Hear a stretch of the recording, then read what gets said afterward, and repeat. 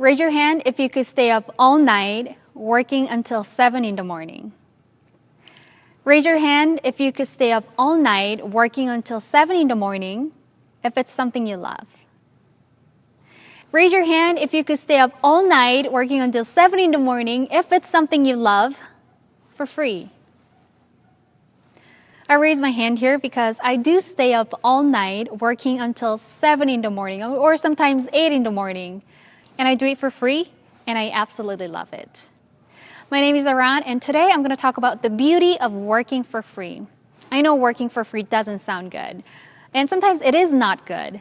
I've even led a campaign for slaves that worked against their will and didn't get paid. Working for free can suck. But working for free willingly can be beautiful. And I have 2 reasons why. To start with the first one, let's go back in 2012. I was 20, an exchange student in America, interning at this summer camp. And the kids at the summer camp were so cute, really funny, and very energetic, very energetic. And sometimes they're really insightful. But they were homeless, and they were from low-income families. So the camp took place in a homeless shelter where some of the kids lived, and I lived there too. And living in a homeless shelter, I'm not gonna lie, wasn't the easiest. I had no personal room, I had no Wi-Fi, I only had 1 toilet and 1 shower to share with 12 other roommates. And the food there, I can't even talk about it. But I loved living there because the kids were so worth it. And I still love them, and I will never forget some of the conversations I had with them. One day it was with Jaden, who was just so cute, had really, really, really big eyes. Yeah, he had huge eyes. And this was our conversation. Hey, Jaden, why didn't you come to camp yesterday? Hey, Mr. Ron, I couldn't. Why, Jaden? Mr. Ron, I was playing outside and lost my shoes. So I'm like, okay, so what? I couldn't make a connection there. But looking him in the eyes, I realized that was the only pair of shoes he had.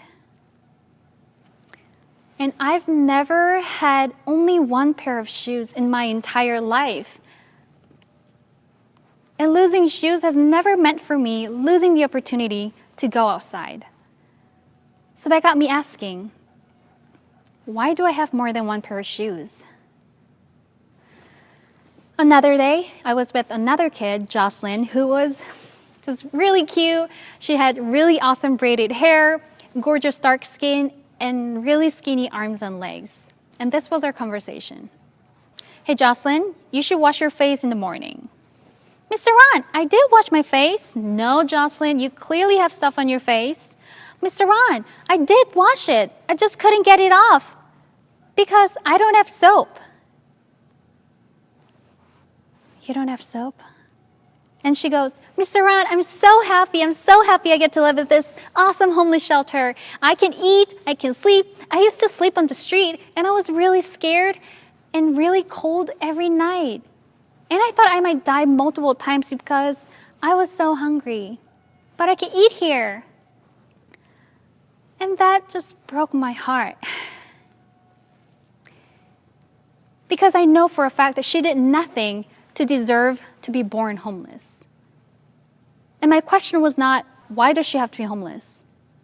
My question was, why am I not homeless? What makes it right that she's born homeless and I'm not? I've always had home. I've always had food. I've always had soap.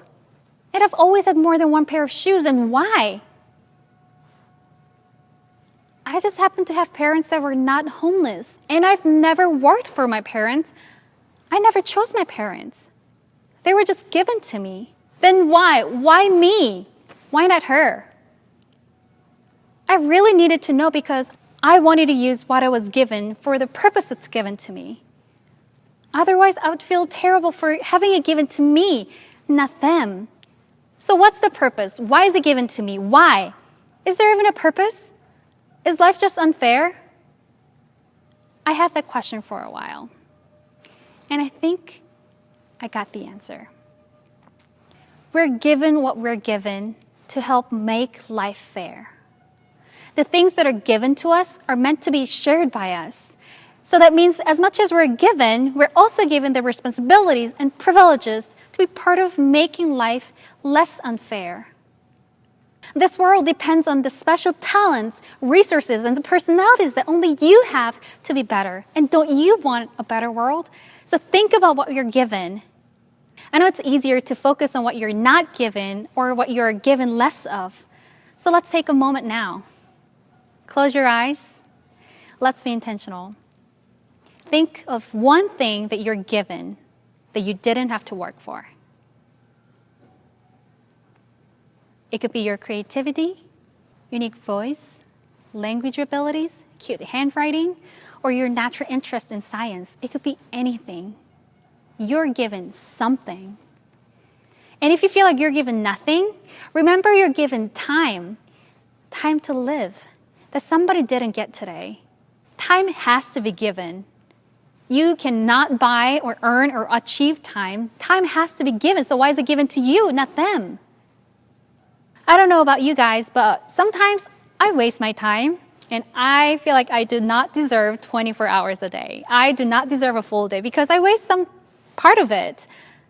But 24 hours a day have been faithfully and unconditionally gifted to me, which makes me want to give back somehow by at least using 24 minutes a day. And after thinking a lot about what we're given for free, I realized something. What we're given for free are usually more crucial to life than what we achieve with them. So for example, we can live without a clock, but we can't live without time. And we can live without a diploma, but we can't live without our brain. And what about our heart? We don't tell our heart, pound, pound, pound, but it still pounds. And why? Why do you have a healthy, free heart that somebody didn't get? I'm not saying you should be thankful. I'm saying you should be responsible. It's simple. Freely you have received, freely give. And freely giving, or in other words, working for free, can look different for different people. Just like some people work full-time, some people work part-time, some people work from home, some people work online. So you can be a full-time student and still use maybe 24 minutes a day or even a month reading a blind person a book with your freely given time, freely given voice, and freely given eyesight. So find something, do something with what you have for free to help others lack less. And it is beautiful. It's beautiful when you share and care and help the world become a better place. Is it going to build your resume? Not necessarily. It doesn't have to. It doesn't have to build your resume to be beautiful. It's not about the practicality of working for free. It's about the beauty of it. That's enough of a reason. But if this is not convincing, here's something promising. The second reason why working for free is beautiful. Working for free can get you to a better place or even success. And here's my experience. So after the internship, after the study abroad program, I didn't go back to school. I took a break from school to be completely devoted to sharing what I was given. And I focused on what I was most thankful for, which happened to be what people around me needed the most: education. So I basically begged people to let me teach them for free. So I started English classes for college students, book clubs, and worldview discussion groups, and so on. It was my full-time job with no pay. It took me 2 hours to commute every day, but I enjoyed it so much, I named my activities Dream. Because dream, 드림, means to give in Korean. And giving became my dream. But people told me, Aran, you should go to school. You should make money. Why are you helping others build their resume? You should build your own. You're crazy. Well, it would have been crazy if I hadn't done it, because doing it for a year and a half, I've gained communication skills, leadership skills, and teaching skills. And normally you have to pay to do that, right? And interestingly enough, that's what got me my first paying job as an English teacher. And as an English teacher, I did pretty well. I got great feedback, I was making good money, and I got my own education brand started. Then I quit. I quit to take another job at this place called Shiloh Home of Hope, which is a home for single moms and homeless women. I was offered to live there and be their supervisor mentor with no pay. And I took it. And people again told me, "You're crazy. You're only 23. You can volunteer when you're old and retired." But wait, why wait to do what's beautiful till you're old and retired? So I flew myself to America where Shiloh was. And I lived there and created a class on love and relationships, which turned out to be the coolest thing I could put on my resume if I wanted. And living there, I also happened to teach some foreigners how to speak English. And they were so thankful, which inspired me to teach more online for free so more people could access them. So that's what I've been doing for 2 years now. Nobody pays me to do it, but it became my career. I don't make money from my videos, but I make money because of my videos. And this is the beauty of it. I don't make money from my videos, but I make money because of my videos. Because of my free videos that are watched over 6 million times, I've created such an amazing community, built trust, and practiced influence. So now, TV companies, publishing companies, and schools and different brands and events approach me, and they are willing to pay. And isn't this working out pretty beautifully? This is not the reason I did it, but this is a result, and it's beautiful. Working for free has definitely gotten me to a better place. Okay, so enough about me. Let's talk about real successful people.